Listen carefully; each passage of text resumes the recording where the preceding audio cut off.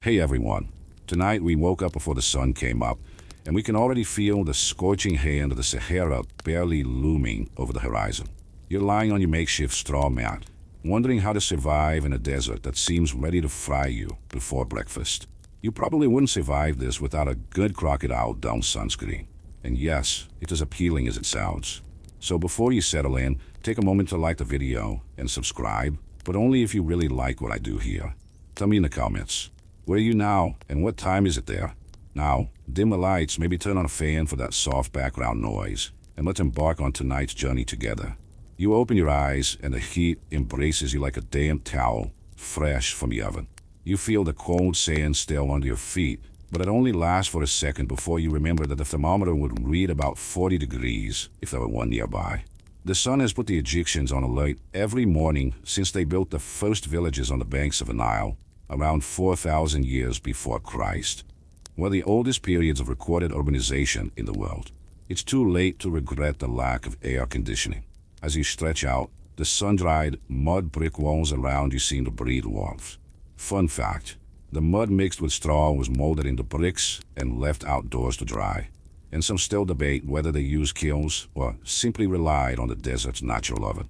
Historians still debate whether these bricks were actually stable enough to support tall floors. But for now, little adobe robots will crunch your furry feet. You feel thirst rising up inside you like a little pharaoh demanding tribute. The first reliable source would be a ceramic pot filled with filtered water. Not the Nile, where crocodile bladders and straw don't trap impurities or microbes. Think that's hard? Remember, these days we complain when water takes 2 seconds to cool in the fridge. Moving slowly, your body adapts to the weight of the heat that accompanies you with every step. Consider the fact that the pharaoh believed that Ra, the sun god, traveled in a celestial boat every day, bringing light and, as a bonus, free sunburn. You didn't ask for this trip, but you're on it for free without a snorkel mask. The desert seems to breathe with you, and every grain of sand catches the tiniest bit of shade you can find. Even the trunk of Shaylite date palm looks like a work of modern art, shading you for a mere few seconds. Imagine that if you wanted true luxury, you would have to appear on a royal expedition, carrying buckets of water for the nobles. Historians still debate whether these porters were slaves or seasonally hired workers, but no one disputes that the routine must have been hell. You remember the stress test you saw at a museum, where scientists chilled mummies to try to extract ancient dyes from fabric. The same mix of pragmatism and straw tokens in the experiment. It's a loop of chaos, you sweating like a soap opera gladiator, while nerdy archaeologists chill mummies to discover pigments. A quick joke, if the mummy opened her eyes right now, she would say, "I've had too much sun in my life."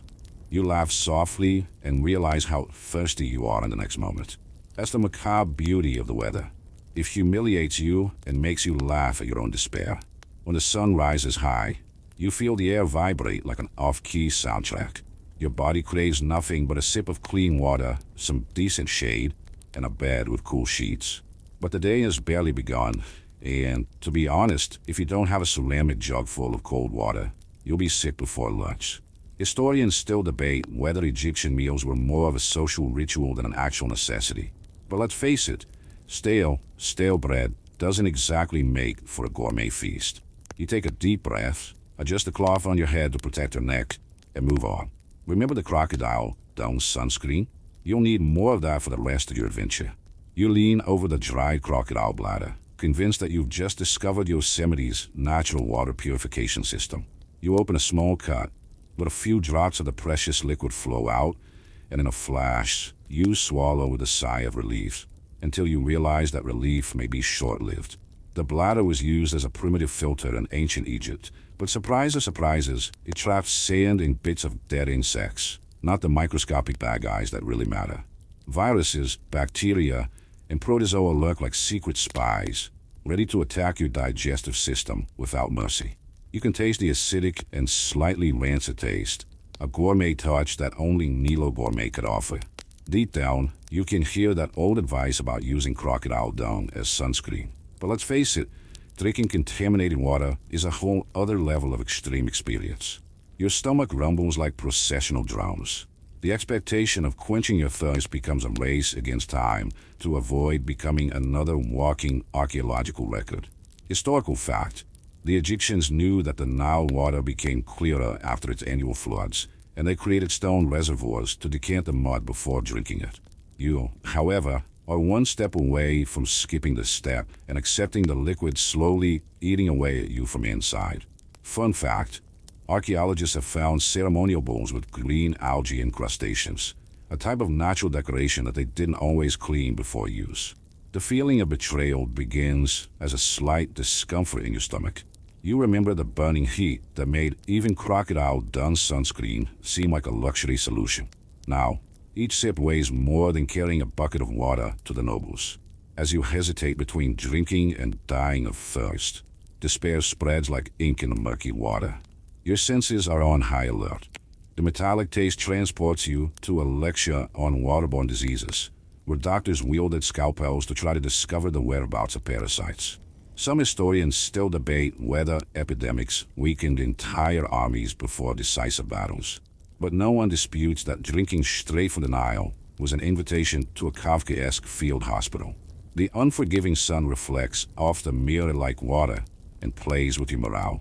You find yourself leaning against a block of adobe, remembering the almost living walls of the previous section. It seems like each brick is judging you. Are you really going to risk your life for a few drinks? But the heat gives no respite, and thirst becomes a suffocating whisper in your skull. You decide to try a trick and boil water over improvised coals. Think of a medieval coffee pot. The process requires patience, which you don't have, and there are still chemical contaminants and clay residues that even fire can't tame. This is when the spark of dark humor strikes. If you die from poisoning, at least you'll be used as fodder for future history students at university. While you make lame jokes about becoming part of a future excavation, your body protests with ominous cramps. You know that iatrogenesis wasn't exactly a priority for Egyptian doctors, even though they used rudimentary catheters and mysterious herbs. Historians still debate whether sorcerers and civilian doctors worked together or lived on a war footing, but those with a killer instinct in their stomachs are these wild protozoa. You gather your courage and take another sip as a personal challenge to your endurance. The liquid runs down your throat and you immediately slump your shoulders, waiting for that miraculous relief. But the relief takes a while to come, and the only certainty is that every second without clean water counts as a round in a bare-knuckle boxing match. Suddenly, a shadow appears. A date palm, straining from the heat, sheds a brief respite in the form of half a dozen leaves. You kneel down to drink from a small pot left there by a local farmer, and you feel the difference. Fresh, crystal-clear water with a saltpeter smell, but without the intestinal invasion touch. You quickly drink as much as you can, mentally thanking the anonymous farmer. But the lesson remains. Surviving in ancient Egypt involves much more than a makeshift filter. You need pottery supplies, decantation skills, and a near-monastic patience to boil water without the help of a fire department. And honestly, if you complain about waiting 2 seconds for water to cool in the fridge now, imagine complaining about waiting hours for something drinkable. Modern life has never felt so luxurious. One final joke: the only bacteria you want to see today is the kind that gives you the smile of relief when you finally lift the last sip from a clean canteen. And yes, Crocodile Dun sunscreen is still optional, but drinking water is mandatory. You make your way through the desert, feeling the burning sand beneath your feet, and soon you notice a dull ache in your abdomen, a dull cramp, as if tiny lodgers have decided to camp out uninvited. Intestinal worms were a common plague in ancient Egypt. It's estimated that up to 90% of the population suffered from these parasites at some point in their lives. Of course, you never imagined receiving such persistent rent-free visitors. But here you are, carrying an army of worms in your digestive system. As you walk, you feel a strange chill every time the breeze carries the scent of dry dough. Remember Crocodile Dun sunscreen? Well, that scent that now haunts you is the same one that helped seal the belly buttons of water balloons, but didn't save anyone from sneaky worms. The slightly earthy texture in the air seems to mock you as your stomach makes Civil War noises. You find a makeshift oasis, a shallow pool near date palms, where absent-minded peasants wash their tools. Drinking from this open-air pool would be a sure invitation for these unwanted hosts. Remember that cozy shade that saved you from thirst? Well, it offers no shelter from parasite eggs. Egyptian priests and doctors recommended flying with poppy and myrrh to drive away evil, but there's no guarantee that you'll survive this recipe. Neither a cake recipe nor medicine. Historians still debate whether the Egyptians carried out large-scale intestinal cleansing campaigns using hot water enemas and aromatic oils, or whether they left the population to deal with colic on their own. The fact is that medical documents on papyrus describe detailed procedures for ejecting worms, as if they were obstacles to be pushed out of a narrow river. Imagining a discharge of parasites in the heat of the day is an invitation to both terror and, simultaneously, dark humor. You, the protagonist of a shocking ASMR documentary. You try to distract your mind by thinking about the poppy akis and the soft chanting of the priests, but the pain tightens and insists on reminding you of reality. Your body trembles every time a worm rides inside, reminding you that, without antibiotics or surgical precision, the only solution was extreme discomfort until the parasite decided to leave. Curious fact, it was believed that dried crocodile feces, ground and mixed in a bitter drink, expelled worms, a cocktail worthy of a monk's resistance, but capable of turbocharging your despair. Every step seems like a test of endurance against an invisible enemy, as if you were a gladiator in a microscopic arena. Pharaoh's archers fought enemies in plain sight. You fight an adversary who lives within you, without sword, without shield, only courage, rudimentary and a damp cloth on your face to ease the sweat. You swallow a sigh and laugh nervously, thinking, at least I wouldn't have a stroke from the heat. As the sun rises to its zenith, your vision dances in shades of gold and rust. The landscape seems to pulsate, resembling the geometric patterns of a royal ceremonial cloak. You feel the wind brush against your skin, but nothing eases the stubborn cramps. A soldier wading through waterfalls would have a better chance of escaping alive. All you have is courage and half-clean bottled water that still hold a few sips before guiding the intestinal invasion. You stumble over a rocky outcropping and brace yourself, taking a deep breath. You consider using hot sand to exfoliate your skin as a distraction, ironically a spa treatment of the time, but dismiss the idea when the pain makes your gut twist like a ball of yarn. Historians still debate whether clay poultice treatments were more effective than magic recipes, but you're the one feeling the pinch. Try to survive a makeshift surgery that lasts weeks. To make matters worse, a slight dizziness sets in, making the date palms dance like mocking guardians. You clutch the cloth around your head to contain the sweat and mumble a lame joke. If I survive, I'll order an ice bath and a pizza. At least in this world, a carpet of worms doesn't grow in your stomach. A timid laugh echoes, dissolving some of the tension. Eventually, you reach a hut with no mud walls, just a thatched roof held up by crooked poles. Inside, a local healer offers you a tea of chamomile and cumin, a simple concoction believed to soothe the intestines and gradually expel parasites. You sit down, holding the rusty cup. It tastes bitter, but it brings a subtle relief like a late afternoon breeze. As the tea takes effect, the pain subsides and a gentle placidity envelopes you. You remember every detail of your trials so far. The sun, the thirst, the crocodile dome, and the bladder that couldn't filter viruses. Now, add the ravenous cramps and the miraculous tea to your repertoire. This ritual reconnects you to an ancient tradition of those who learned the hard way. One last joke to close. If this tea doesn't work, you can order an entire army of ants to do an internal cleaning. After all, they love a feast of spoiled meat. You smile at the absurd idea and realize that, despite everything, you survived yet another ordeal. The sun is already high, but you barely notice it as you bite into a piece of the hard wheat bread you carry in your makeshift backpack.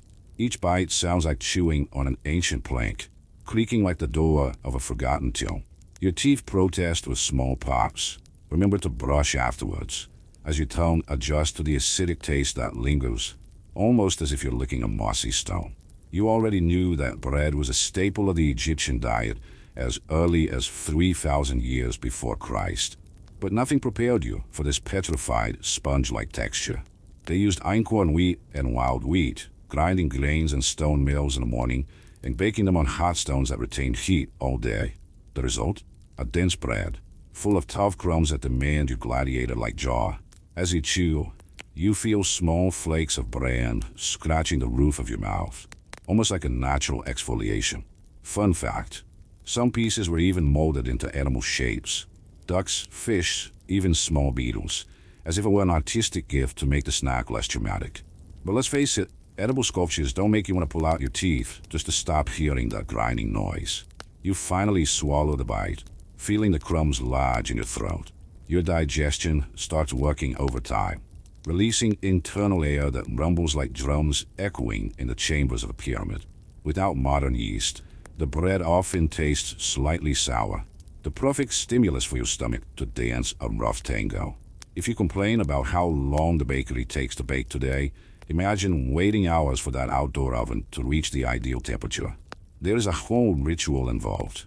Housewives measure the density of the dough with simple touches and glances, and believe that the fermentation time could influence the soul of the bread, an aspect as mysterious as the placebo effect of listening to ASMR of rain in the background.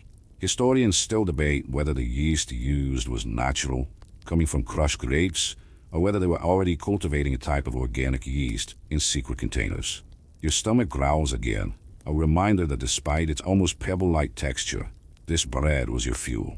It provided about 70% of a worker's daily calories. Without it, you simply wouldn't have the energy to carry stone blocks up the pyramid.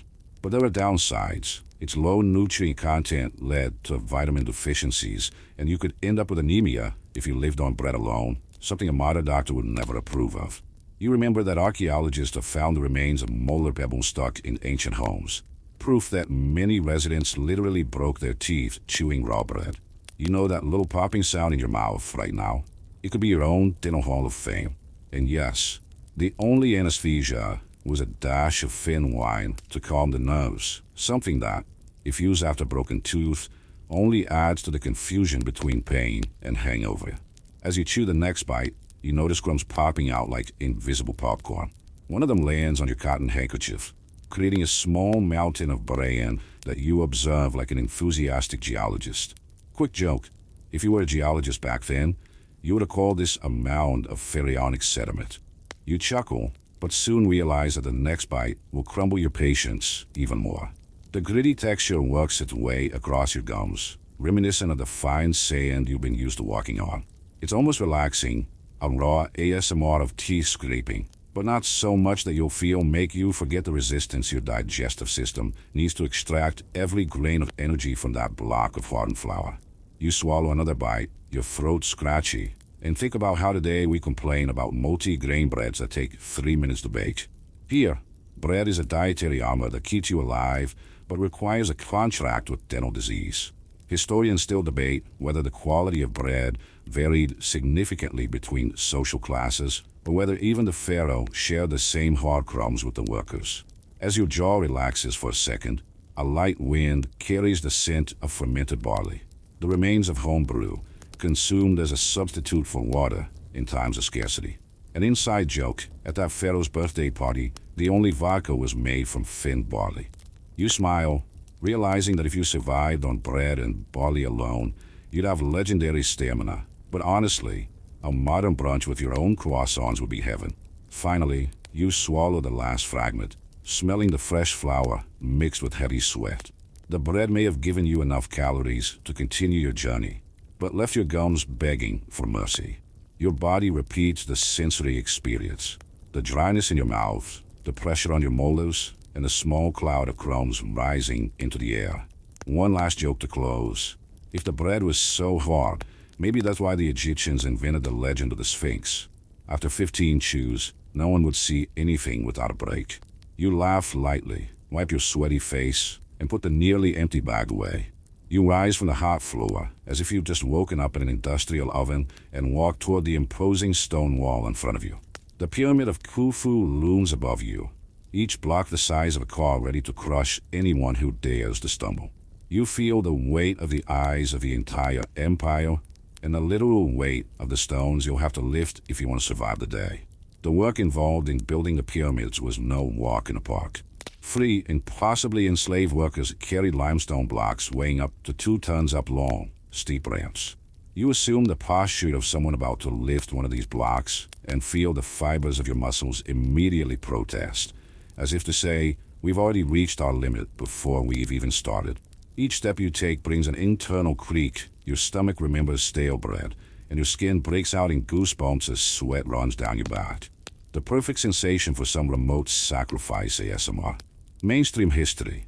Archaeological records suggest that about 100,000 workers took turns erecting the Great Pyramid over the course of about 20 years, using earthen ramps and wooden rollers as levers. Behind the scenes fun fact: the color of the original pyramid was a smooth covering of polished white limestone, reflecting the sunlight like a beacon, until looting and weathering transformed it into a rough, yellow giant. You grab the improvised handle made of palm fiber rope, feeling your fingers glide over the rough surface. The heat from the ropes warms your skin immediately, and you can already imagine the calluses that will sprout. As you stand up, you notice that your legs tremble and your torso instinctively bends to maintain your center of gravity. A vital instinct, but totally insufficient when faced with a living stone. As you lift the block a few inches, your body lets out a muffled groan, echoing like a whisper of thunder.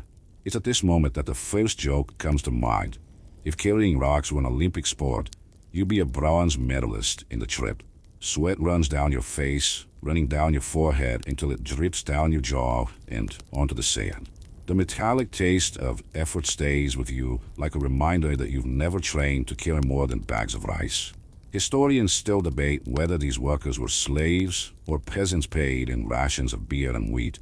Some argue that evidence of comfortable living quarters and honorable burials indicates free labor, while others point to ancient literary accounts that mention forced labor during the Nile floods. Whatever the truth, the routine must have been as grueling as a never-ending triathlon, and you're just warming up. As you drag the block down the polished stone ramp, each movement causes sand to collect at your feet.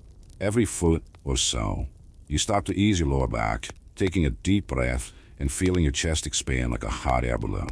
The cool texture of the walls contrasts with the heat of your body, creating a sensation of thermal shock that sends shivers down your spine.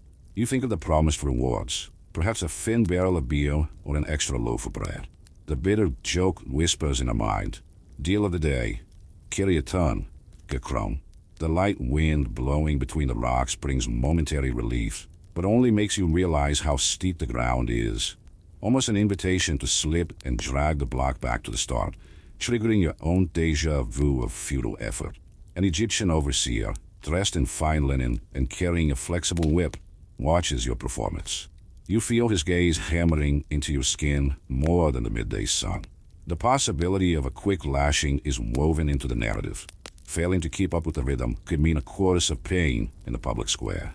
Curious fact, ceremonial whips made of fine leather were sometimes decorated with semi-precious stones, symbolizing the sovereign's power over the bodies and labor of others. Academic debates still revolve around the logistics of these teams, whether they worked in corvées organized by villages or in specialized guilds that rotated monthly. Each theory sparks a spark of curiosity in you, but it doesn't ease the weight pressing down on your shoulders, making you wonder, what would it be like to carry not only the stone, but also the responsibility of supporting your group? As the day progresses, the sun sinks closer to its zenith, and every inch of elevation becomes a personal achievement. You imagine a scene, hundreds of workers lining the ramp, groans and nervous laughter intertwined in a single chord of survival. Sweat begins to trickle down your eyes, and for a moment, everything takes on a golden hue, almost poetic. You smile and think, if I survive this, I deserve a cruise on the Nile with built-in air conditioning. At the climax of the effort, when the block finally slides into a nearly stable position, you feel your entire body vibrate with a belated adrenaline rush. The thought of its settlement sends an echo across the desert, as if the pyramids themselves acknowledge your sacrifice. You let go of the rope, feeling the fabric scrape against the hot ground, and let out a deeply dramatic sigh, worthy of a soap opera, but it serves to relieve the tension. Before walking away, he takes one last look at the solid wall and whispers, was it worth it? Maybe for those who didn't have my collar. One last joke to finish.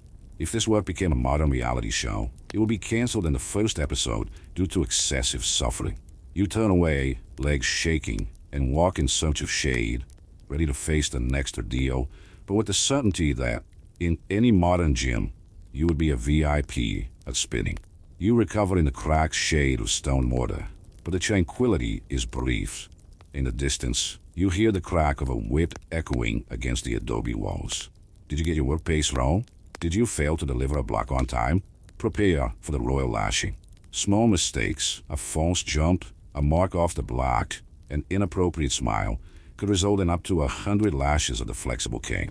Historians estimate that public punishments of this kind existed as early as 2500 BC as a form of social control and a demonstration of imperial power. The supervisor in white linen advances toward you, whip in hand. You feel the weight of the fine fabric on your sunburned skin and, in a cold instant, imagine the marks that will soon appear. Fun fact, some cypress sticks were soaked in castor oil to cause prolonged pain without excessive bleeding, making it easier to recycle injured workers. A macabre efficiency worthy of a reality horror show. As you stand against a brick wall, you remember that, according to inscriptions on papyrus preserved in the Temple of Karnak, even members of the elite could be beaten with clubs. For violating priesthood protocols, historians still debate whether Pharaoh Dojo received the same corporal punishment as a common peasant or whether there was a hierarchy of punishments. The debate remains open among renowned Egyptologists. The whip falls against your back. The dry sound makes your chest vibrate like a processional drum. The pain erupts in a sharp wave, drawing a long sigh from you. You clench your teeth and silently count the leather blades that brush against your skin. Try to maintain your composure. A sarcastic joke springs to mind. At least there are no comments on the video complaining about the delivery fee. Your body arches under the impact, but your mind refuses to give in. Short breaths accompany each blow. You remember an archaeological discovery. Bronze plaques found in Thebes with engravings detailing executions and floggings, suggesting that such violence was also an iconography of power. This gives the scene an almost cinematic feel. You as the main actor in a blood-drenched drama. After the final blow, the overseer steps aside. You feel the heat radiate from your scarred back, as if your shoulders are being embraced by invisible embers. But the day is not over. The punishment continues. In addition to the flogging, serious offenses could result in imprisonment in underground chambers, where the darkness and humid heat combine to break the spirit. Marginal curiosity. Prisoners of more serious offenses were kept in salt caves that dehydrated their bodies to a state of extreme weakness, a natural torture palace located near the western desert. The bones of those who did not resist were left as a warning to future transgressors. You stagger to your feet, the taste of iron in your mouth, not just from the blood you contained, but from the fear that now colors every breath. Historians still debate whether there was any form of appeal within the ancient Egyptian legal system, or whether the word of the overseer was unquestionable law. Some papyrus fragments suggest local courts, but the final verdict was often imposed by military authorities. As you try to staunch the pain with a damp cloth, humorous reflections arise. Here, not even Netflix would broadcast my complaints, and without subtitles. A light joke to ease the emotional weight, quick enough not to irritate the invisible supervisor lurking. You remember ritual forgiveness ceremonies, festivals at which the pharaoh showed mercy and granted amnesties to certain groups, usually following celebrations of the Nile flooding. The great rekindled clemency was as theatrical as the punishments themselves, a symbolic exchange that kept the population in line without eradicating their inherent fear. The sun wavers overhead, announcing that noon is approaching. You adjust the cloth at your waist to cover your injured back. After all, no one wants to be naked in front of curious eyes, and head towards the next task with your soul scarred and your body in protest. A closing joke to sweeten the pain. At least I got a natural bronze worthy of statuette. All that's left is the award ceremony. You take a deep breath, shake your aching shoulders, and walk to face the rest of the day, knowing that each step carries not only your own weight, but the weight of a system that cruelly punishes any slip-up. You walk at dusk into a narrow corridor lit by torches that flicker like fiery serpents.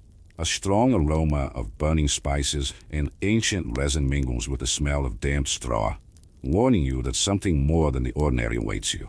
Ahead, white-robed priests prepare stone altars where, it is said, the essence of the dead is renewed in macabre ceremonies. The air pulses with ancient energy, and a chill runs down your spine that makes the crocodile dung sunscreen feel like a luxury spa. The ritual begins with guttural chants, a rhythmic echo like slow raindrops. Each word reverberates off the ancient brick walls. You can almost make out the whispers of those that came before. Fun fact, some altars were carved with scarab beetles that, according to lesser legend, came to life during the full moon, a fable told to frighten curious visitors. A priest approaches, swinging a bronze censer that exhales blue smoke. You take a deep breath and notice a taste of myrrh mixed with something sweet, almost like a misplaced scented birthday candle. As the smoke envelopes your face, tiny sparks of particles shimmer in the air, reminiscent of a medieval fireworks display. It's both eerie and hypnotic, like a war memory SMR. In one corner, a table displays offerings, bread shaped like serpents, containers of date wine, and metal figurines representing gods with the heads of jackals or falcons. Historical fact, papyrus records document that the Egyptians offered food and precious objects to the gods to ensure a good harvest and to protect the dead on their journey to Duat, the underworld. You shiver as the old man raises a curved knife, black with age. There is no blood at first, just a shallow cut on an animal offered, possibly a sheep, whose hot breath hits your face. The sound of metal against skin is dry, almost musical, and sends a chill down your spine that makes your heart beat in time with the funeral march of the chants. As the blood staining the stone glistens in the moonlight peeking through cracks in the ceiling, you notice small symbols scrawled in red paint on the floor, hieroglyphics that narrate passages to the afterlife. Historians still debate whether these symbols were exclusively magical or also functioned as a kind of theatrical script to guide initiates through the labyrinth of hidden chambers. The priest passes the blade over the sheep's skin, and a drop falls into a ceramic jar of milky liquid. You watch with wide eyes and faint at a vintage sangria, worthy of a Baroque restaurant menu. He pulls out an inside joke to calm his nerves. If this were on Hell's Kitchen, Gordon Ramsay would have blown up half the kitchen by now. The ceremony continues with chants that rise to a crescendo, and you feel each word vibrate in your ribcage. The torches are reflected in the priest's eyes, which seem to reverberate with an otherworldly glow. A side note, some temples reserve chambers designed to echo certain sound frequencies, using the resonance to intensify the mystical effect of the words. A primitive acoustic engineering that would leave any modern sound designer in awe. When the climactic moment arrives, the elder mixes the ritual blood with date wine and silently offers you a cup. You hesitate, remembering the protozoa of the Nile and the chamomile tea that nearly cured your colic, but you realize that refusing at this point would be a lack of etiquette and possibly offensive to the gods. You lift the jug and, in a measured sip, taste the iron flavor with a hint of sweetness, a contrast that triggers every taste bud in a gustatory thrill. As the liquid sinks, his mind wanders to the pile of stony breadcrumbs he swallowed that morning and the weight of the stones he lifted in the sun. A joke comes to him without warning. If I survive this dose, maybe I can start leading my own spiritual retreats in Sweden. But there is no time to get drunk. The elder collects the jar and sprinkles the rest on the sacred carvings, tracing a silvery blood pattern that glows faintly in the darkness. You watch in fascination, almost mesmerized by the mixture of art and terror. Historians agree that these ephemeral paintings symbolize the birth of each soul into eternity, but they differ on how many of these chambers still exist intact beneath the sands. Some say there are secret passages. Others claim they have been blocked forever. The ritual closes with the falling of a red linen curtain, and silence descends like a veil of shadow. The final echo of voices slowly dies away, leaving only the crackle of torches and the throb of your own heartbeat.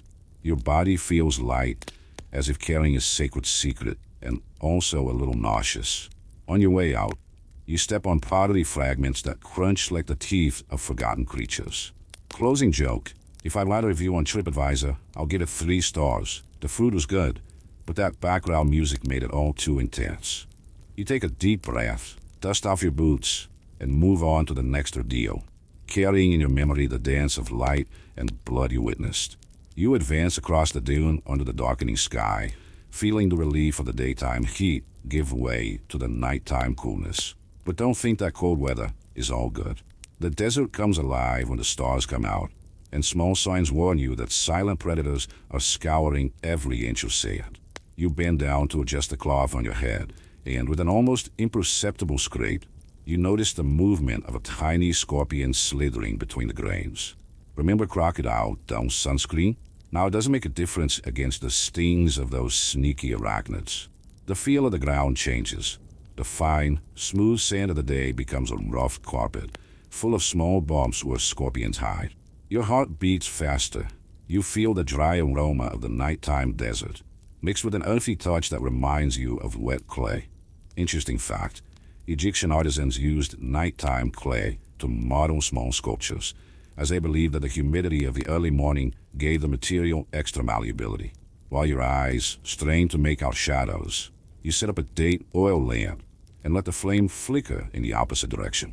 The flickering light creates cavernous silhouettes in the sand, but also attracts flies and small insects, which in turn attract scorpions looking for an easy dinner. Historical fact: medical papyri describe how scorpion envenomation was so common that pharaohs had antidotes made from the ashes of local plants to stave off swelling and convulsions. You balance on your knees, trying to keep your distance from each mound of sand. The typical scorpion of ancient Egypt would be a species of the genus Androctonus, whose sting carried potent toxins capable of paralyzing nerves in minutes. Historians still debate whether certain nighttime purification rituals included smoking tents with aromatic herbs to ward off these predators, or whether it was just popular superstition with no scientific basis. The chilly breeze stings the back of your neck, sending a shiver down your spine. You feel the subtle sound of tiny pincers scraping against the sand. Each crack makes your skin tingle with both fear and fascination. A slippery joke springs to mind. If I wanted a pincer massage, I would have gone to a giant ant spa. You light a small piece of oil-soaked papyrus and watch the incandescent glow illuminate a 6-foot circle around it. Within it, hundreds of footprints, short, nervous lines, tell stories of nocturnal migration. A side note, some Egyptian sculptors believed that scorpions symbolize protection and placed small stone statuettes in ruins to ward off human and animal intruders. This symbolism gave rise to scarab amulets that, ironically, have nothing to do with the 8-legged arachnids. You walk slowly, feeling the lamp flicker and cast gigantic shadows that blend into the real outlines of the scorpions. Remember the crocodile bladder that promised to filter water but failed to filter microbes? Well, here, your lamp promises warmth and light, but fails to protect your ankles from these nocturnal predators. The cold creeps through your feet, and you feel every connection between your body and the ground. With each step, your breathing mingles with the sound of the sand, in an ASMR of almost total silence. The only noise besides your own heartbeat is the phantom whisper of the pincers. Of course, you can't resist an inside joke. My playlist for tonight: dead silence with special appearances by scorpions. Suddenly, something black appears at the edge of the light's reach. A huge scorpion, at least for your level of tension, with a striped body and a tail arched like a whip ready to throw.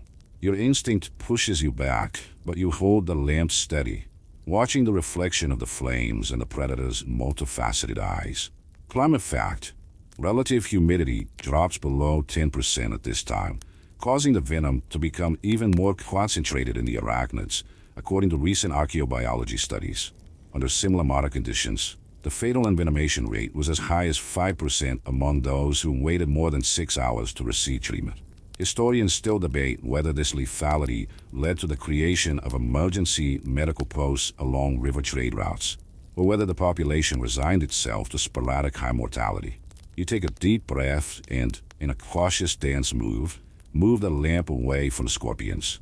The bright light causes many of them to retreat, but it also reveals dozens of glowing pairs of eyes in the sand. Your fingers tingle. The wind carries a distant echo of date palms creaking. A nervous joke, if I want a bioluminescent rave, I don't even need LED lights. The scorpions will do the job for me. Right now, you feel relieved to have kept your distance, but you know you can't move too fast. Scorpions are surprisingly fast. You remember the chamomile tea that almost drove away the worms.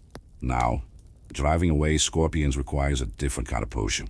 Archaeological curiosity. Some underground tunnels were perfumed with giant onions cut in half, their odor confusing the scorpion's sense of smell and acting as a trap for capture. An ingenious method of protection that, they say, was used by nobles who wanted to stroll after sunset. Thence, you decide to set up a circle of embers made of dry twigs, creating an ephemeral border that partially protects you. The red spark dances like angry fireflies, and you smell the burning wood mixed with the aroma of lightly caramelized dates. The contrast of sensations makes you laugh. My nocturnal enclosure. Emergency barbecue with VIP scorpions. You cross the makeshift perimeter, feeling the light warmth from the soles of your feet and the relative safety of being inside the circle. But you know that at any minute the breeze could shift and open a breach. Historians still debate whether these improvised defense methods evolve into military techniques for encircling the enemy in night battles. But the point is that for now, you are safe, or as safe as one can be when faced with hundreds of sharp stingers. A sudden crack makes your blood run cold. A scorpion has escaped the encirclement and is heading for your canteen hanging from your belt. You make a quick move, grab the canteen, and throw it away, spilling some of the fresh water you worked so hard to decant. The bitter joke comes almost instantly. Nothing like sacrificing a big score for a hungry arachnid. The scorpion, frustrated, returns to the shade of the sand, and you take the opportunity to adjust the cloth and catch your breath. Your body contracts and relaxes in waves as you watch the lamp dwindle. The flame flickers in time with your pulse, reminding you that the danger will not go away until the sun rises again. You sigh softly and whisper to yourself, "Time for bed," if that's even possible. The embers crackle like distorted laughter, and each spark that falls to the ground reminds you of a warning to remain vigilant. Finally, you collect the almost extinguished lamp and retreat to a small rise of sand, where you wait for dawn. As you settle down to try to sleep, you feel the cold and heat lingering from the circle of embers, the aroma of smoke, the rough texture of the cloth, and the mental echo of the night's pincers. One last inside joke to close. If I survive until sunrise, I promise to never complain about being cold in the middle of the night again. You rise as the first ray of sunlight pierces the lingering embers, but there is no respite. Your nose immediately catches a metallic scent mixed with fine dust, a warning that you are about to face something even more insidious than scorpions. Bronze dust, kicked up by the makeshift hardware of a rudimentary repair shop, envelopes the air like a toxic fog. You blink, try not to swallow the miasma, but you know that inhaling it can be as cruel as a scorpion sting. The constant friction of tools against rusty metal releases tiny particles that penetrate your lungs and weaken your bones over time. As you walk toward the makeshift shelter where blacksmiths mend blades and shake copper nails into flimsy structures, your breathing becomes raspy. Historical fact: excavations at Tel El Amarna have revealed deposits of metal dust around ancient forges, suggesting that workers often suffered from osteoporosis and respiratory problems, a condition that modern doctors call founder's lung. You watch as a blacksmith pounds a still-hot blade upon a stone anvil. Each blow releases clouds of glowing debris that swirl in the dim light of the chamber. A marginal curiosity is that, to reduce work fatigue, craftsmen painted their tools with pine resin to give them grit, but this extra layer left a sticky residue that stuck to your hands until it became a second skin. As you touch the handle of the poorly welded metal gate, a strand of resin sticks to your fingers, proving that innovation often comes with sticky costs. You try to breathe in through your mouth, but the air bubbles in your throat with tiny particles. Each breath becomes a calculated effort, as if you were swimming against a current of golden sand. And here's the inside joke. If I wanted to feel finer dust, I would have skydived into a building.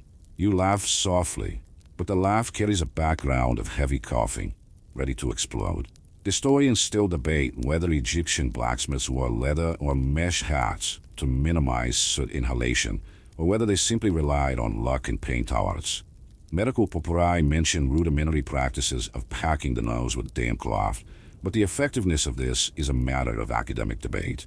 You approach a small container containing a cloudy liquid, a gold bath dissolved in nitrate, used to dye the details of royal jewelry and ornaments. Inhaling this vapor causes eye irritation and coughing, but also awakens fascination with its luxurious shine. You look up and joke, nothing like a gold spa that leave your lungs as good as comic book heroes. The joke lands lightly in the heavy air, but brings a brief smile. Your mind returns to the main danger. Bronze dust penetrates the alveoli, starting an inflammatory process that worsens with each inhalation. You remember reports of workers who lived little more than 30 years, internally consumed by the things they manufactured to ennoble kings. If today we complain about pollution from cars, imagine complaining about a foundry trailer in the backyard. As you walk down a hallway lined with hooks and chains, engineering pieces that hold up wooden doors to temples under construction, you feel a snap on your ankle. A thin bronze blade comes loose from support, falling near your foot. You instinctively step back, saving your pinky, and let out a dry joke. I almost got a metal souvenir. The squeaking of tools continues, creating a harsh ASMR of metal on stone. Marginal curiosity. Merchant documents mention that the fine powder was collected and sold as an ingredient for luxury cosmetics, as it gave a silvery shine to the makeup of nobles. A deadly irony for those who sold the product and later suffered from the respiratory consequences. Historians are still studying the extent to which this practice stimulated the metal trade in the region. You feel a sharp pain in your chest, the result of a suppressed cough, and decide to look for a way out to breathe fresh air. You find a small, semicircular opening in the wall, through which the morning breeze can pass. Sunlight penetrates in a narrow beam, illuminating particles floating like dust fireflies. You take a deep breath of that beam of air, feeling immediate relief, and comment softly, "Fresh air, the true pharaonic luxury." Finally, you leave the forge behind, but the memory of glowing ashes lingers in every breath. Your body cries out for peace, but the mission continues. You adjust the cloth on your face, cover your nose with damp tissue, and move on to the next challenge, increasingly aware that without modern respirators, even the brightest air becomes a villain. One last closing joke. If you had an astronaut respirator, you'd be the first Egypt in space. You smile to yourself and move forward, feeling the metallic taste in the air and the weight of bronze dust in your lungs. As the sun begins to set in golden lines on the horizon, you find yourself in front of a polished metal mirror, curious to try out what the Egyptians looked like. Before you dare to bring the brush close to your eyes, you smell the unmistakable scent of lead and plant ash, the secret ingredient in royal makeup. You run your finger over the dark paste and, in an instant, notice its dense, almost sandy texture, mixed with an oily touch that promises to last all day under the merciless sun. Historical fact: kohl, a dark eyeliner used by Egyptians since 3,000 years before Christ, contained galena, lead sulfide, mixed with vegetable oils, serving not only as a cosmetic, but also as an antibacterial agent to protect the eyes from infections. You dodge infections with a dramatic dash, but you don't realize the cost too late. As you apply the kohl, you feel a slight stinging sensation, as if tiny grains are rubbing against your cornea. Fun fact: archaeologists have found marble containers containing remains of blue pigments made from lapis lazuli, a luxury so expensive that only nobles could wear it, highlighting social status through color. You mix dark and blue tones, imagining yourself launching an ASMR makeup tutorial for pharaohs. The paste-like texture runs in barely perceptible wisps, and your field of vision is peppered with tiny dots. You blink, trying to clear your eyes, but a blur remains, reminding you that these pigments were not only seductive, but also toxic. Historians still debate whether the antibacterial benefits of lead outweighed the cumulative effects of slow poisoning, or whether the high priests ignored the risk in order to keep the fat alive. The cool evening wind caresses your black-painted face, and you smell the bitter ash mixed with the cedar resin oil used to shine it. The mixture dries on your skin, crackling slightly when you move your eyes. A sarcastic joke comes to mind. This eyeliner is so durable it could withstand a shower of sand, but maybe not my liver. You then apply a scented balm to your lips, a mixture of honey, rose oil, and sacredwood ash. The sensation is creamy sweet, but with a bitter undertone that sends shivers down your spine.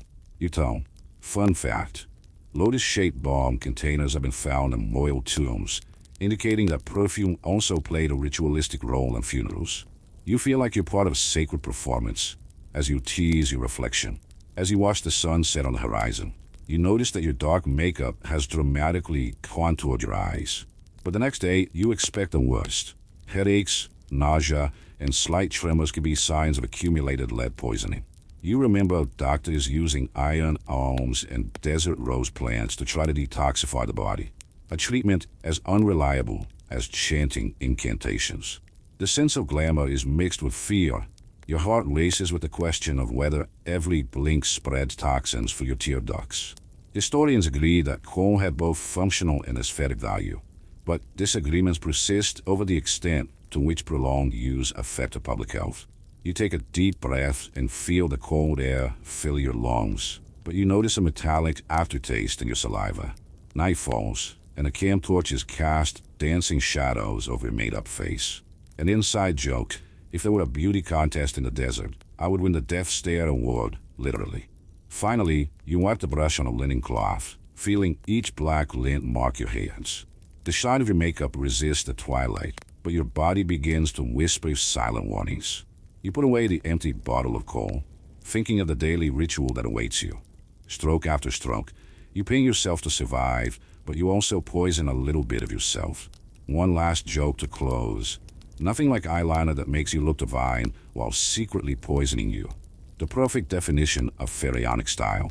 You walk down a pillared corridor that stretches like a stone forest, each column carved with the faces of gods that seem to follow your steps. The gaze of R.A., depicted on a sun disk, shines on the colored walls, and the figure of Seth, his jackal face distorted into a cruel smile, watches you surreptitiously. The atmosphere is heavy with stories whispered by the desert winds. You probably wouldn't survive this without the same crocodile dung sunscreen you used at dawn. Only now, there's no sun to burn your skin, but deities to test your sanity. As you walk forward, you smell the scent of perfumed oil burning in low braziers, a mixture of myrrh, camphor, and a hint of saffron that permeates the air with bittersweetness. The stone floor beneath your feet is cold and rough, a surface that rubs against the soles of your feet as if it were a tactile reminder that you're treading on living history. Historical fact: temples dedicated to Ra and Isis were centers of political and religious power since the Old Kingdom, and employed thousands of priests, scribes, and workers in daily ceremonies to maintain cosmic balance. You feel a chill as you pass a statue of Sekhmet, the lioness goddess, whose stone eyes seem to radiate an inner heat as if they could awaken the beast at any moment.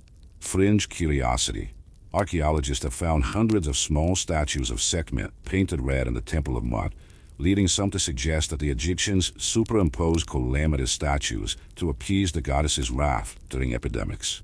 You remember the colic of intestinal worms, and you can't help but smile bitterly at the thought of a healing ritual as violent as the colic you once endured. The corridor narrows to an open courtyard, where tall torches reveal altars adorned with gold and alabaster. Chunks of offered bread and small amphorae of date wine form a carpet of offerings around each base. You can feel the gritty texture of these offerings under your fingers as you approach for a closer look. An inside joke slicks out: these gods are demanding. I've barely finished my breakfast, and they're already expecting half a dozen loaves of bread and a liter of wine. When you look up, you realize that the courtyard is set for a grand evening event. Hanging ropes hold torches that cast dancing shadows, as if the gods themselves were part of a ritual choreography. Historians still debate whether certain cults promoted public human sacrifices as a way to appease the wrath of Seth, or whether these stories were exaggerated by the Romans to defame Egyptian religion. You feel a twinge of unease, remembering the floggings you once suffered, and you wonder, could the offering be you today? You approach a smaller altar covered in red linen. Here, the smell of fresh blood mingles with the aroma of burning herbs. A priest raises a crude knife, pointing it at a ram that has been immobilized. The animal's hot breath shivers your face. Your heart races. You hesitate. Accepting the existence of this cold violence sends a shiver of regret and fascination at the same time. A sarcastic quip emerges. Great. Fancy dress, ram. I just remembered I forgot my Nerf gun. The priest chants in an ancient tone, and the echoes echo through the colonnades, making your chest vibrate in rhythmic rhythm. Each syllable sounds like a prayer and a threat at the same time. Your skin crawls as the runes etched into the pillars come to life. As you do, layers of dust and soot settle over you, mixing with the paint on the walls. A reminder that here, the past is never cleansed. A sudden breeze blows across the courtyard and extinguishes half the torches. The gloom grows, intensifying the atmosphere. You taste the air dry, with incense particles dancing on your tongue. A quick joke to break the tension. If I wanted a shadow show, I would have bought a movie projector. At least there the ticket includes popcorn. With a ceremonial gesture, the priest dips the blade into a golden vessel, draws out droplets of blood, and applies them to a hieroglyph of Set. The drops sparkle like bloody rubies. You watch in fascination, thinking of the irony. Power and violence flowing from the same symbol that was supposed to promote order. Historians debate whether these rituals symbolized a form of collective rebirth or were merely displays of authoritarian power. You swallow hard, feeling the weight of the debate on your shoulders. Suddenly, the mood changes. A chorus of male and female voices sings a hymn of praise, and the entire courtyard vibrates with a deep sound that makes the statues themselves tremble.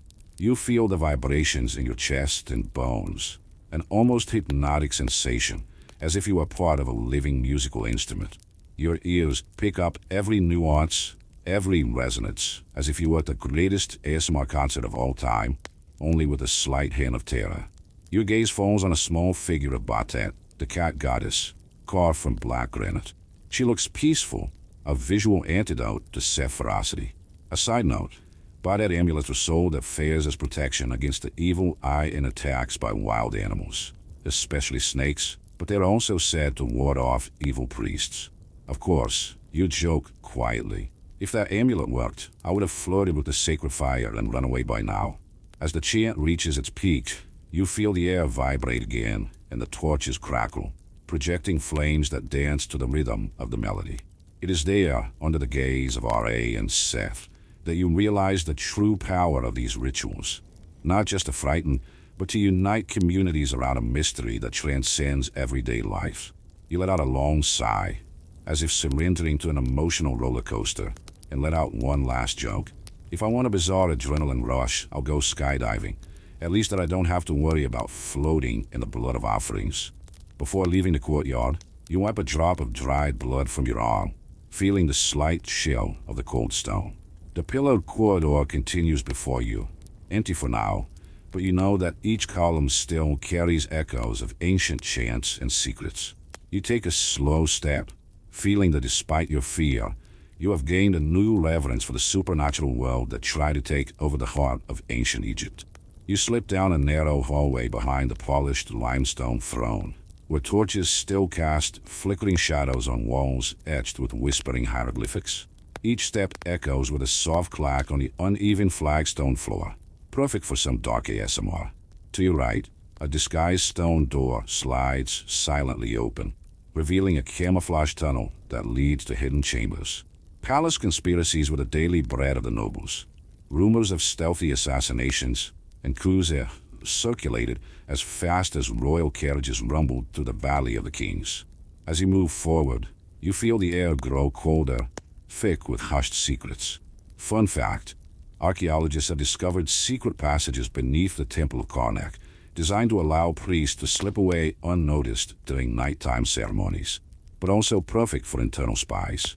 Picture it, you, a makeshift spy, moving among silent statues, your heart beating to the rapid beat of a distant drum. In a dark niche, he finds small ceramic vials containing viscous liquids, poisons that were passed around the court with the stealth of a furtive cat. Historical fact, writings by the vizier Reckmeyer mention the use of extracts of ricin and lotus leaves to eliminate rivals to the throne during the New Kingdom. Their lethal efficacy was so high that even the pharaoh himself trusted courtiers to taste each drink before consuming it. A dramatic self-defense that would make any modern wine taste too sweet. You touch the cork of one of the bottles and smell the bittersweet smell of rancid vegetable oil. Identifying the poison required a refined palate and nerves of steel. One mistake, and what was an elixir of power became an invitation to the grave.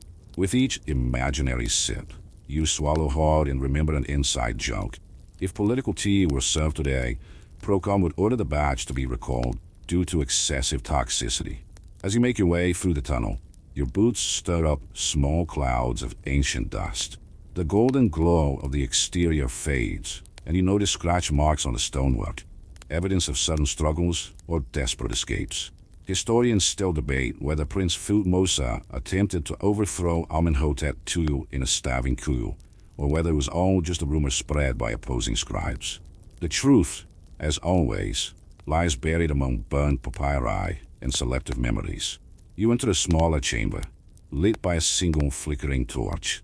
In the center, a low wooden table displays sealed letters and royal seals, coded instructions sent to distant generals, ordering silent assassinations or treacherous alliances. Each red wax seal bears the symbol of the jackal, implying support from Seth, the god of disorder. The atmosphere is so charged that you could almost hear the whispers of the conspirators around the back of your neck. You're about to read one of the letters when you hear a soft cracking sound behind you. You turn slowly, the cloth covering your head rustling, and see an opening to another hallway, a shortcut straight to the Queen's chambers. Rumor has it that she had a secret alliance with Libyan mercenary chiefs, promising military support in exchange for regional autonomy. A dry joke pops in your head. Suspicious business partner.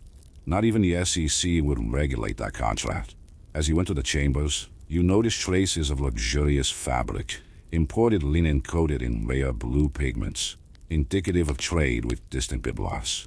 A side note, tiny glass beads from Phoenicia have been found in ceiling protrusions, suggesting that fiddling with this mechanism activated a beacon to loyal servants.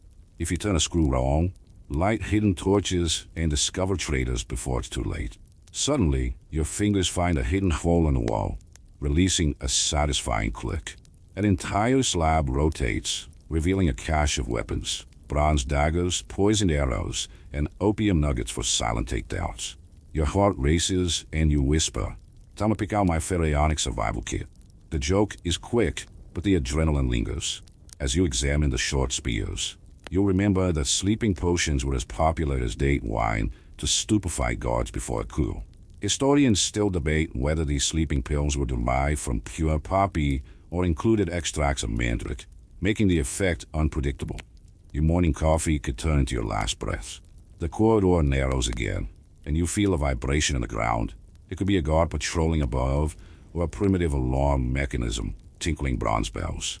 You move forward with silent steps, almost floating, until you hear muffled voices further ahead. He hides behind an engraved column, his heart hammering so loudly that he fears the blow itself will give him away. Before him, two courtiers in fine linen exchange confidences about an upcoming royal audience. One of them holds a sealed vial, possibly containing reputation-ruining evidence of tax fraud. Egyptian politics has always had its bureaucratic side. Taxes levied in barley grains, fees on fishing in the Nile canals, and bribes circulated like gold banknotes. You can only imagine how many gifts were offered to secure favorable votes. Pharaonic corruption on an epic scale. A final joke forms.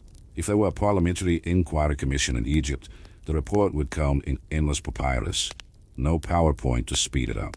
You let out a suppressed laugh, but the tension still lingers like ancient dust. As you listen to the conversation continue, you decide to back away slowly, taking with you a nugget of opium as a souvenir, useful for numbing muscles or unwanted memories. As you return through the tunnel you came from, each step resonates with the certainty that the palace plots were as sharp as the blades hidden in secret niches. You emerge back in the main hall, panting and your body tingling with adrenaline. The heat of the sun returns like a rough embrace, reminding you that surviving the game of intrigue required more than strength. It required cunning, patience, and, occasionally, a well-aimed sip of alternative poison. You awaken to the distant sound of muffled voices coming from a village near the Nile. But what catches your attention is not the usual hubbub of merchants. It is a murmur of agony escaping through the cracks in the mud doors. Silent epidemics were sweeping Egypt ancient with an invisible force. Cholera, smallpox, and hemorrhagic fever spread as quickly as the river floods, leaving a trail of human fragility and superstition. You probably wouldn't survive this without a modern hospital quarantine with isolation beds. As you walk through the mud-packed alleys, you smell the acrid odor of improvised medicines. Plant ash, burnt herring teeth, and a paste of sour honey, applied as poultices to the wounds of those who can barely open their eyes. Historical fact, in 664 BC, during the dynasty, an outbreak of smallpox was recorded in medical papyri, describing pustular rashes and high fevers that killed tens of thousands of people in a few weeks. You stop in front of a house where a scribe, wearing a linen mask soaked in vinegar, scribbles protective symbols on the doors. A side story. It was believed that the strong smell of vinegar, and sometimes of burnt sulfur, warded off the miasma responsible for disease, a concept that mixed medicine and magic. The damp mask, however, barely filtered out the microbes, and the technology was about as effective as blowing wind through a candle flame. You watch the scene from inside a brick arch. A child bends over in fits of violent diarrhea, while the mother, in tears, pulled a wooden board to the door to prevent the wind from carrying the smell of death even further. Historians still debate whether purging with infusions of date palm, dates, and aromatic herbs actually helped to eliminate pathogens, or whether, in practice, it only aggravated dehydration and increased the risk of hypovolemic shock. You walk along a makeshift corridor of tents covered in straw and linen, each marked with improvised hieroglyphs. House of Aten, free from plagues, or Temple of Isis, free from fevers. These inscriptions, painted with red pigment made from ochre, serve both as spiritual protection and as a signal to neighbors where safe accommodations were still available. The strategy was simple. Separate the sick from the healthy before the Nile rose and spread the infection across the floodplain. In front of a larger tent, you find priests preparing a solution of boiled Nile water and medicinal herbs, mallow, cumin, and acacia twigs, into a mixture that bubbles like a dark broth. According to the papyri of an itinerant physician, this potion had a mild diuretic effect and could alleviate fever, but no medicine could withstand the marathon of vomiting and headaches that plague its victims. You bring the cup to your lips, hesitate, and remember the bitter taste of all the medical experiments so far. You would rather drink storm-swept water than this ritual tea. The air around you is thick with burning insects. Mud and camphor are used on purification altars, but the thick smoke makes your eyes sting. You swallow hard and make a sarcastic joke. If smallpox were a party guest, this incense would try to drive it away with all the fervor of a mother in a neighborly quarrel. The comment echoes softly, almost choked off by the coughing that follows. As he walks, he passes a line of peasants waiting for medicine. Each one holds a piece of papyrus with the name of the patient and the type of foam coming out of their mouth. Historical fact, records from the Temple of Imhotep in Memphis mention that triage was done by trained scribes, precursors of our nurses, noting symptoms and vital signs with surprising accuracy for the time. You stop in front of an open space where corpses wrapped in white linen are laid out on dirt rafts, ready to be taken to makeshift crematoriums on the riverbank. The sound of flames crackling in blast furnaces echoes like a lament. Historians still debate whether some bodies were left untouched, believing that purification would come with the passage to the afterlife, or whether all were cremated to prevent further infection. A profound change in traditional burial practices. You gaze at the Nile, lined with funeral boats, carrying urns and offerings to the afterlife, as the ashes mix with the water and dissipate downstream. The gentle current brings a bitter coolness to your face, reminding you that life and death coexist in that perpetual cycle. You sigh and let out one last inside joke. I've survived worms, scorpions, and whips, but it seems an epidemic has given me the most complete resume of a field hospital. As the sun sets and the heat gives way to the night breeze, You adjust the damn cloth over your mouth and head towards the exit of the village, each step weighed down by the sight of the sick and the certainty that, without antibiotics or vaccines, modern comfort makes the simple acts of drinking clean water and coughing without fear seem like a utopia. You settle into your makeshift bed of straw and canvas, hoping for silence and rest in the night. Instead, the still air is filled with a slithering whisper as nocturnal insects emerge from unseen cracks.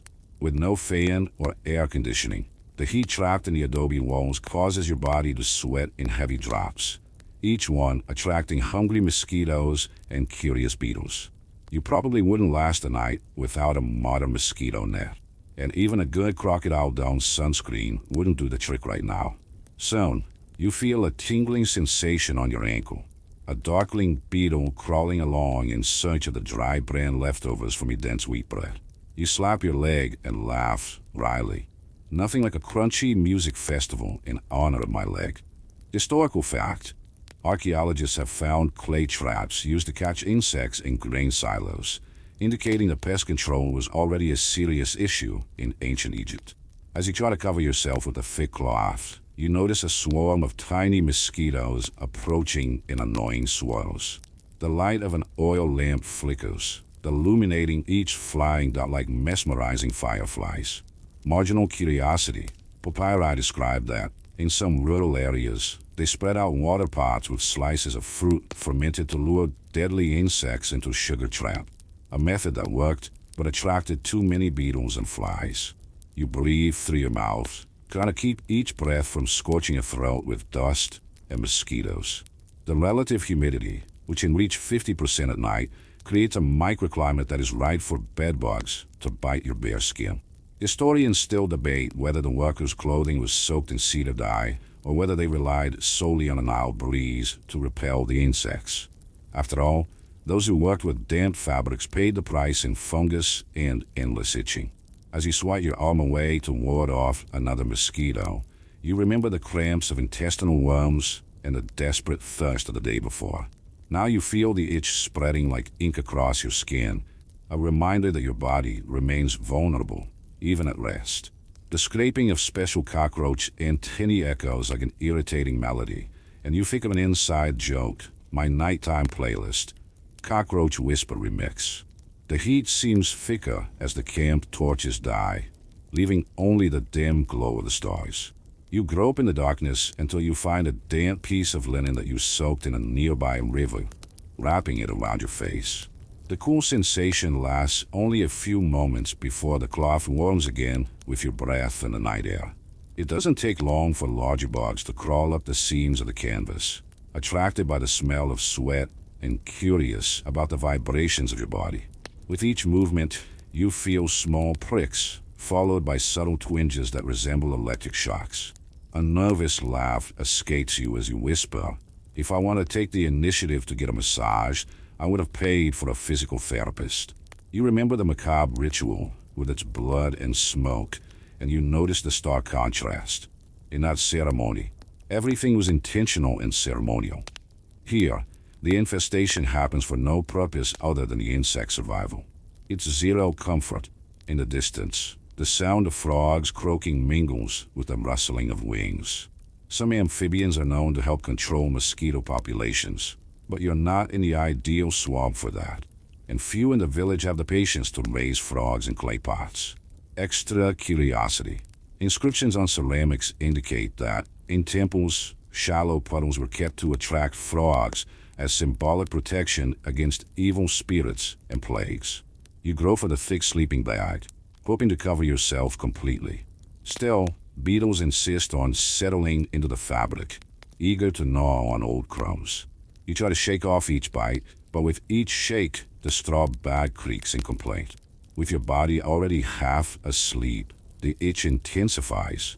Your muscles, sore from the day, beg for rest, but the nocturnal infestation seems engaged in a military task of slow torture. You mutter a whispered joke: "If this is survival training, I'm ready for commercial." Away from the torches and the whisper of the columns, the silence is only the intermittent voices of the guards on patrol. Each time their footsteps echo, Insects retreat and then return, like a breath in unison with the ground. You imagine hiding in the chamber, full of secret corridors and weapons. There at least, you could attempt a preemptive opium strike.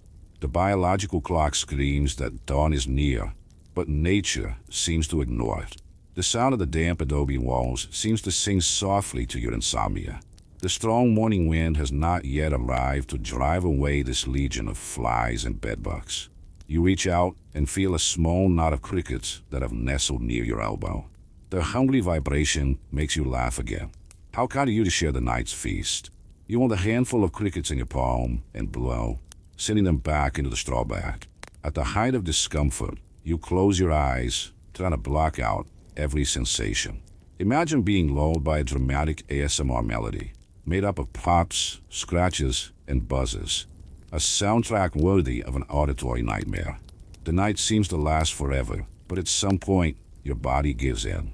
You fall asleep in fitful dozes, waking only to shake off another insistent swarm. Finally, a breeze blows through the cloth, bringing salutary relief. Wisps of cloud pass over the crescent moon, and you breathe in the freshness that escapes through the canvas. In the silence, you realize that few aspects of modern comfort can match a simple night wind. One last dry joke before deep sleep. If I survive this night, I promise to never complain about noisy air conditioning again. You stare at the ruins of what remains of a makeshift shelter, knowing that every step you've taken so far has been an extreme test of endurance.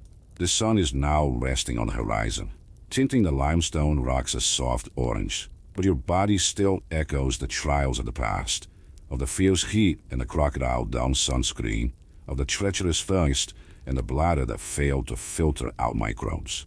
Historians tell us that, at the height of the New Kingdom, workers enjoyed beer shares as extra pay for grueling days under a scorching 40-degree sun. You smile slightly as you remember that thin beer that now seems like the most precious of elixirs. The trade wind brings a subtle relief, but it does not erase the memory of the privations that lulled you to sleep. The hissing of cockroaches, the voracious bites of mosquitoes, the incessant pounding of bronze dust in your lungs. This coolness reminds you of a modern air-conditioned shower, a luxury you never imagined you would value so highly. Fun fact, recent studies in archaeobiology suggest that urban Egyptians suffered up to 20% more cases of respiratory problems among residents of rural villages, due to the concentration of forges and ceramics in the capital. As you look up, the pyramids now seem like monuments not just of stone, but of our own comfortable arrogance. You remember the weight of the block you dragged, the whip that closed over your back, a ritual punishment that demonstrated the absolute power of an authoritarian system. Historians still debate whether this corporal punishment was more disciplinary or symbolic, a way of instilling fear and order in a society that valued hierarchy above all else. The imaginary scar on your body reminds you that without modern justice and human rights, our dignity would be a rare luxury item like the gold of Byblos. Your stomach growls as you remember the stale wheat bread, each crumb a block of energy that had to overcome your jaw to nourish your cells. You imagine a buttery croissant and smile wryly. If stale bread was the dietary armor that sustained workers, today we take refuge in warm bakeries to satisfy delicate cravings. A personal joke slips out. If croissants were discovered in the Valley of the Kings, I bet they would be stored in tombs as an offering for the afterlife. As the sun casts a soft gold over the columns, you recall the macabre rituals, the blood mixed with myrrh, the slaughter of the lamb, the chanting that echoed like thunder, a primitive form of religious spectacle. It felt like participating in an ASMR horror theater where every sigh, every crack of bone, and every echo of a hieroglyph made your body vibrate. A sideshow trivia. Some temples excavated in Luxor had resonance chambers designed to amplify voices, creating a sound effect reminiscent of modern underwater sound systems. You feel the fine dust of the desert settle in your eyes, reminding you of the leaden makeup that evoked both glamour and slow poisoning. With every blink, the memory of coal flashes through you. Lethal beauty and antibacterial protection, the dual mode of Egyptian survival. Historians still disagree whether the prolonged use of lead pigments brought extra benefits to eye health or whether taste for fashion made priests ignore pain and migraines.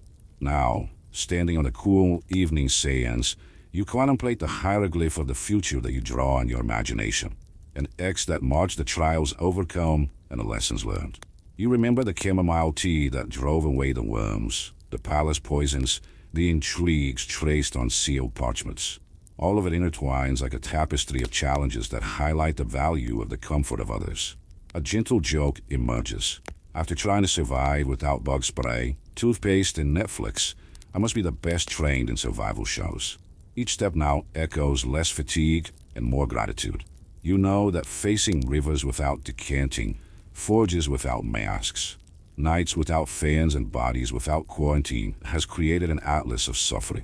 Contemporary historians study how these conditions shaped Egyptian resilience and question to what extent a daily bath in the Nile amounted to therapy.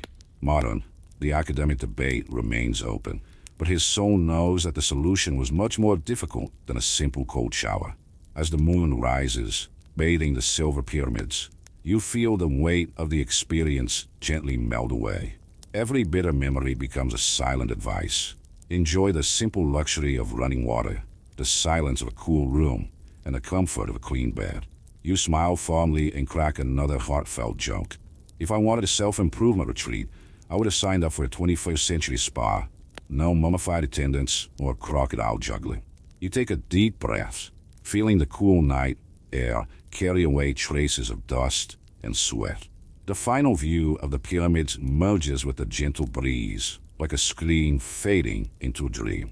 Here, on the border between past and present, you understand the purest lesson. True luxury is not in wealth or pomp, but in the absence of unnecessary hardship. Tonight, you have endured millennia of trials, and even on the eve of your rest, you carry with you the echo of challenges that shaped civilizations. Feel the words, "Slow down now," like a river before it filters into calm waters. Waking up without the scorching heat, the chirping of insects, or the weight of a block of limestone would be a miracle worth celebrating. Imagine each breath of fresh air as a song of gratitude, each drop of cool water as a balm that soothes your tired body and mind. Let the softness of memories soften the edges of the old night, allowing new images to emerge. The soft ceiling of your bedroom, the curtains dancing in the breeze, the soft scent of clean sheets. Take a deep breath and allow yourself to relax. Feel your muscles loosen, your heartbeat synchronize with a gentler rhythm, far from the throbbing torches and the murmurs of the temples.